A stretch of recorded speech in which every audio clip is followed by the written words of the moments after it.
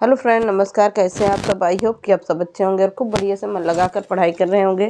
जैसा कि पता है आप लोगों को कई दिन से क्लास ऑफ थी और आप लोगों को तो क्लास मिल ही रही थी। मैंने पहले ही आप लोगों की क्लास तैयार करके रख लिया था। तो 2-3 दिन से मेरी तबीयत ख़राब थी, आवाज़ से ही लग रहा होगा, सर्दी जुकाम बुखार था। तो कोई बात नहीं, चलिए अब हम लोग कंटिन्यू स्टार्ट करेंगे क्लास को बहुत ही बेहतरीन तरीके से, बिल्कुल नए सेशन के साथ। एक एक चैप्टर को एकदम क्लियर करते हुए चलेंगे। जो भी होता है, जैसा भी होता है, आप लोगों को क्लासें पूरी मिलेंगी। अब हो सकता है तो आप लोगों को एक एक राइटर को लेके मेरा मन कर रहा है, या आप लोग कमेंट करके बता दीजिएगा कि एक एक राइटर को या एक एक लेखक को विस्तार पूर्वक से पढ़ते हुए हम लोग आगे बढ़ेंगे। तो चाहिए तो आप लोगों को लाइव क्लास देते रहें। लाइव क्लास में रहेगा तो पूरी चीज़ें इकट्ठे मिल जाया करेंगी और एक ही बार में सब कुछ ख़त्म हो जाया करेगा। तो कमेंट करके बता दीजिएगा जैसा भी पढ़ना हो। तो चलिए आज के सेशन का पहला प्रश्न स्टार्ट करते हैं। पहला प्रश्न है, भक्ति आंदोलन के प्रसार का श्रेय किसे जाता है? तो भक्ति आंदोलन के प्रसार का श्रेय किसे जाता है? तो किसे? 12 अलवार, 63 नैनार और संतों को जाता है। किसको? 12 अलवार होंगे, 63 नैनार होंगे और संतों को जाता है। तो भक्ति आंदोलन के प्रसार का श्रेय किसे जाता है? तो 12 अलवार, 63 नैनार और संतों को जाता है। ये हो गया, आप लोग नोट करते रहिएगा अच्छे से। अगला है, दक्षिण भारत से भक्ति आंदोलन को उत्तर भारत लाने का श्रेय किसे जाता है? तो कह रहा है, प्रश्न बहुत ही इम्पोर्टेंट है ये। तो दक्षिण भारत से भक्ति आंदोलन को उत्तर भारत लाने का श्रेय किसे जाता है? तो किसे जाता है? रामानंद को जाता है। किसे जाएगा? रामानंद को जाएगा।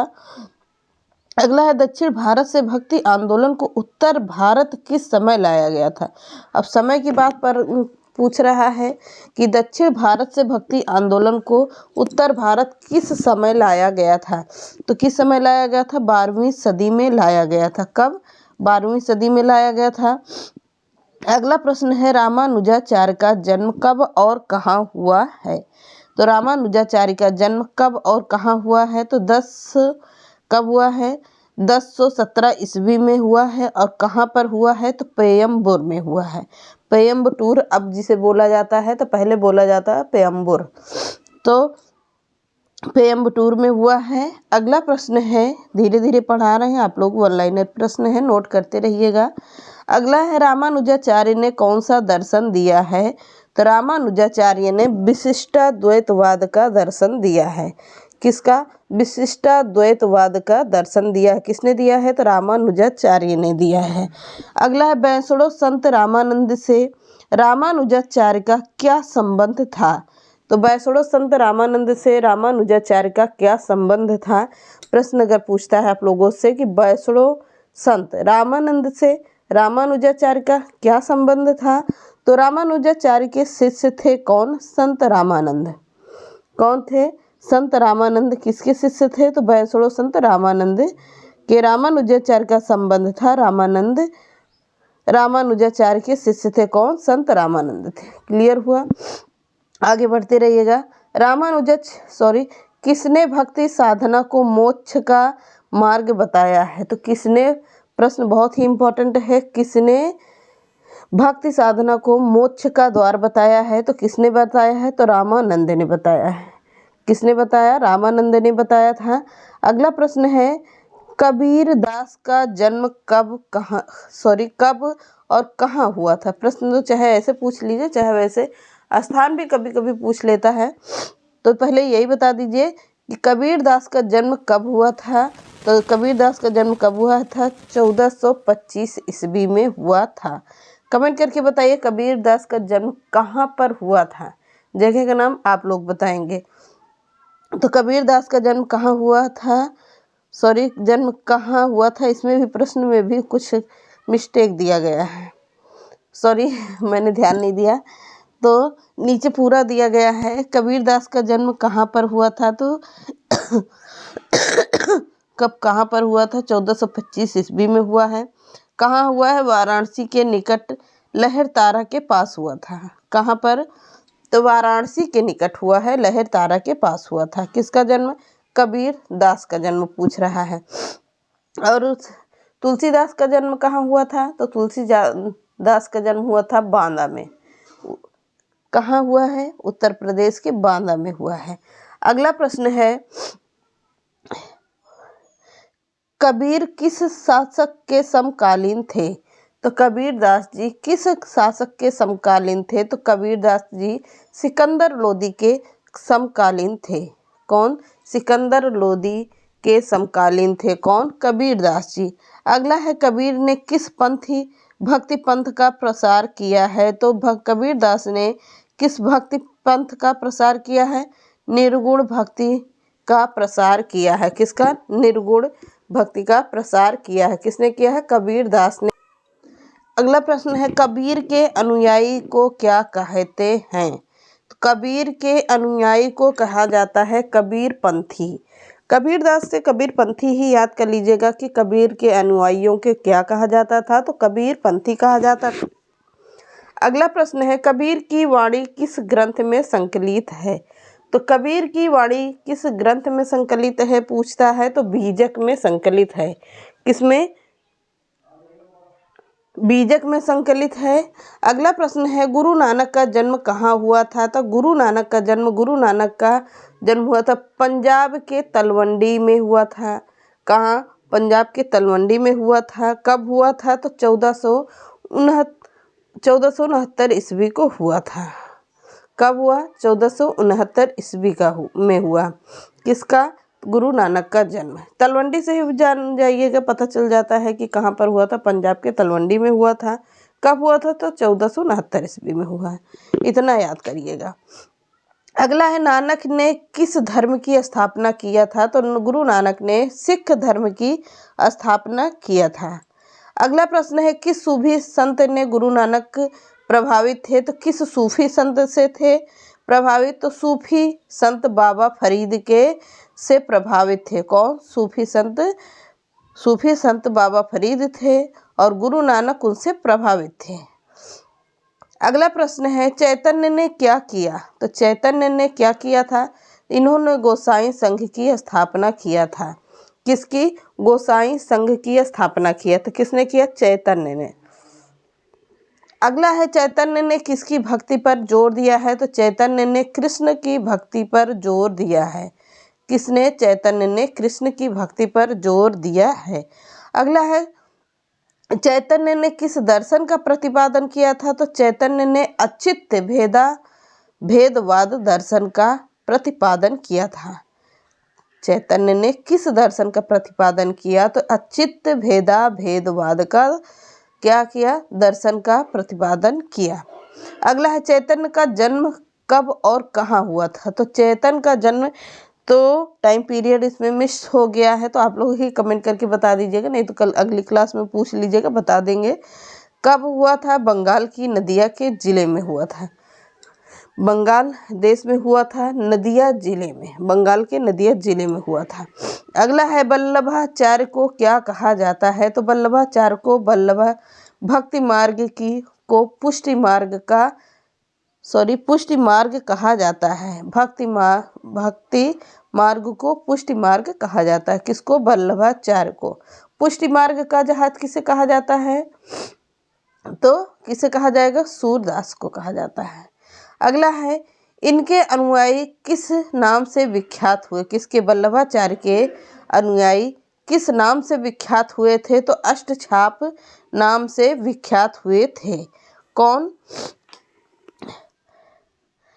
वल्लभाचार्य के अनुयायी। अगला प्रश्न है, इनका जन्म कब और कहाँ पर हुआ था? तो इनका जन्म कब और कहाँ पर हुआ था, यानी वल्लभाचार्य का जन्म पूछ रहा है। तो वल्लभाचार्य का जन्म हुआ था 1457 ईस्वी में वाराणसी में हुआ था। 1457 ईस्वी में वाराणसी में हुआ था। अब अगला प्रश्न कह रहा है, तुलसीदास किसके समकालीन थे? तो तुलसीदास अकबर के समकालीन थे। किसके समकालीन थे? अकबर के समकालीन थे। अगला प्रश्न है, तुलसीदास का जन्म कहाँ पर हुआ था? तो मैंने आपको बताया था, बांदा के राजापुर है, यहाँ पर एक अक्षर कटा हुआ है। बांदा के राजापुर गांव में हुआ था। कब हुआ था? तो 1554 ईस्वी में हुआ था। किसका जन्म हुआ था? तुलसीदास का जन्म हुआ था। अगला है, तुलसीदास ने रामायण की रचना किस भाषा में किया है? सभी को पता है, अवधी भाषा में किया है। तो क्या रखा? रामचरितमानस रखा। मैंने इसको इतना पढ़ा दिया है कि रट गया है सबको रट गया होगा अगर ध्यान से पढ़े होंगे या मेरी क्लास को देखे होंगे तो। पूरे रामचरितमानस की रामचरितमानस में कितने कांड हैं? 7 कांड हैं। कौन सा पहला कांड है? पहला है बालकांड है, दूसरा है अयोध्या कांड, तीसरा है अरण्य कांड यानी जंगल कांड को ले लो, अपने ही भाषा में याद कर लो। ऐसा कि पहले राम भगवान पैदा हुए थे, फिर उसमें लीलाएं हुई, फिर क्या हुआ? जंगल गए, जंगल से कहाँ मिले? किष्किंधा कांड हुआ। किष्किंधा कांड से 5वां कांड में क्या हुआ है? 5वें कांड में किष्किंधा में गए, पहला हुआ बालकांड हुआ, दूसरा हुआ क्या? अयोध्या कांड हुआ, तीसरा हुआ अरण्य कांड यानी जंगल को जाना, चौथा हुआ क्या? किष्किंधा कांड हो गया। अब 5वां हो गया क्या? सुंदर कांड हो गया। 6वां हो गया लंका कांड। 7वां हो गया उत्तर कांड। 7 कांड यह हो गए, यानी राम भगवान जब रावण को मार कर लौटे तो वो उत्तर कांड में आ गया, पूरा हो गया। अगला है, रैदास ने कौन से संप्रदाय की नींव रखी थी? तो रैदास ने रैदासी संप्रदाय की नींव रखी थी, यानी रैदास किस जाति के थे? तो चमार जात की थे, इसीलिए रैदास को रैदासी नाम दिया गया और रैदासी संप्रदाय की नींव रखी थी। कोई मतलब इसमें बुरा नहीं मानिएगा, क्योंकि यहाँ पर ऐसे ही संप्रदाय के उन्होंने अपनी जात के ऊपर, क्योंकि उनकी जात एकदम नीच थी, इसलिए वो हर जगह से वो थे, तो अपने संप्रदाय की ही नींव रखे थे वो, रैदासी संप्रदाय की। तो रैदास किसके शिष्य थे? तो रैदास रामानंद के शिष्य थे। तो भगवान श्री कृष्ण के किस भक्त ने रैदास को अपना गुरु बनाया था? तो मीराबाई ने बनाया था। सिंपल सा क्वेश्चन है, बहुत ही इम्पोर्टेंट है। भगवान श्री कृष्ण की कौन सी भक्त अनन्य भक्त थी? मीराबाई थी। तो उन्होंने रैदास को अपना गुरु बनाया था। दादू दयाल किस जाति के थे? तो दादू दयाल धुनिया जाति के थे। अगला है, दादू दयाल का जन्म कब और कहाँ हुआ था? तो दादू दयाल का जन्म हुआ था 1554 ईस्वी में हुआ था। कहाँ हुआ था? अहमदाबाद के निकट हुआ था। किसका जन्म? दादू दयाल का। अगला प्रश्न है, किस मुगल शासक ने दादू दयाल को धार्मिक चर्चा के लिए फतेहपुर सीकरी आमंत्रित किया था? तो किसने किया था? अकबर ने किया था। दादू दयाल ने किस संप्रदाय की नींव रखी थी? तो निफक संप्रदाय की नींव रखी थी। किसने? दादू दयाल ने। अगला है, महाराष्ट्र में भक्ति आंदोलन का जनक किसे कहा जाता है? तो महाराष्ट्र में भक्ति आंदोलन का जनक किसे कहा जाता है? तो ज्ञानदेव या ज्ञानेश्वर को कहा जाता है। ये रहे आज के कुछ प्रश्न जो वेरी इंपॉर्टेंट थे। लमसम मैंने 40 प्रश्नों की श्रृंखला आप लोगों को दे दी, तो आप लोग अच्छे से पढ़ लीजिएगा। 1 लाइनर पॉइंट है, नोट करके पढ़ लीजिएगा ताकि आप लोगों की एक नोट्स भी तैयार हो सके। परीक्षा तक आप लोग मेरे चैनल को सब्सक्राइब कर लीजिएगा, उसके बाद चाहो तो अनसब्सक्राइब कर देना। परीक्षा तक आप लोगों को ऐसे ही प्रश्न 1 लाइनर मिलते रहेंगे। जैसा जैसा जहाँ से जो प्रश्न पूछेगा, आप लोगों को बिल्कुल नया सेशन स्टार्ट किया है। तो नए सेशन से आप लोगों को भक्ति आंदोलन से ही मैंने शुरुआत किया है, क्योंकि प्रश्न कभी और कहीं से भी घुमा के पूछ सकता है। तो चैप्टर वाइज चाहे पढ़िए चाहे ऐसे पढ़िए, प्रश्न तो घुमा फिर के वही ही आना है।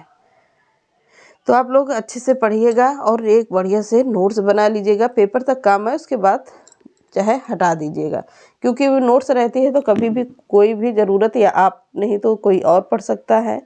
और चैनल सब्सक्राइब कर लीजिएगा जब तक पेपर ना हो, उसके बाद चाहे तो अनसब्सक्राइब कर देना। चलिए मिलते हैं नेक्स्ट क्लास में। नमस्कार।